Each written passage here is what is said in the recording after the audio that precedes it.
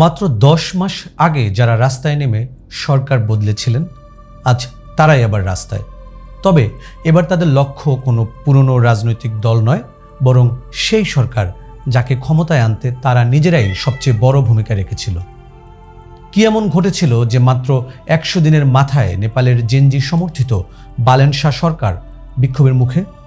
চলুন জেনে নেওয়া যাক। গত বছর দুর্নীতি বিরোধী আন্দোলনের মধ্য দিয়ে নেপালের রাজনীতিতে বড় পরিবর্তন আসে। তরুণদের সমর্থনে ক্ষমতায় আসেন র্যাপার থেকে রাজনীতিবিদ বনে যাওয়া বালেন শাহ। তিনি দুর্নীতির বিরুদ্ধে কঠোর অবস্থান, প্রশাসনিক সংস্কার এবং জবাবদিহিমূলক সরকার গঠনের প্রতিশ্রুতি দিয়েছিলেন। স্বাভাবিকভাবেই তরুণদের প্রত্যাশাও ছিল আকাশচুম্বী। কিন্তু সরকারের মাত্র 100 দিন পার হতেই শুরু হয়েছে অসন্তোষ। এর সূত্রপাত 25 বছর বয়সী রাইড শেয়ারিং চালক গণেশ নেপালের আত্মহত্যের চেষ্টার ঘটনাকে কেন্দ্র করে। অভিযোগ, পার্কিং নিয়ে পৌর পুলিশের সঙ্গে বিরোধের পর তিনি নিজের গায়ে আগুন জ্বালিয়ে দেন এবং পরের দিন মারা যান।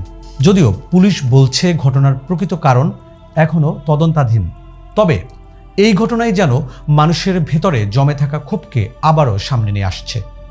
কারণ এরই মধ্যে সরকার নদী তীরের অবৈধ বসতি উচ্ছেদ অভিযান চালিয়েছিল এবং সেই অভিযানে 2600-রও বেশি পরিবার বাস্তুচ্যুত হয়েছেন এবং অনেক ক্ষেত্রেই এই পরিবারগুলোকে আগে পুনর্বাসনের ব্যবস্থা করা হয়নি।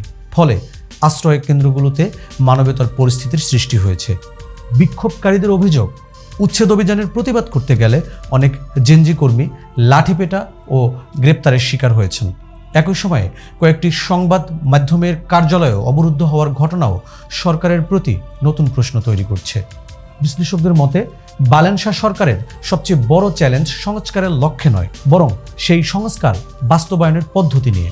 নদী তীরকে উদ্ধার করা নিয়ে খুব একটা আপত্তি কারোরই ছিল না, কিন্তু পুনর্বাসনের ব্যবস্থা ছাড়া উচ্ছেদ অভিযান এবং প্রশাসনিক সমন্বয়হীনতা এবং মানুষের সঙ্গে পর্যাপ্ত যোগাযোগের অভাব সরকারের জনপ্রিয়তাকে একদম তলানিতে নিয়ে আসে।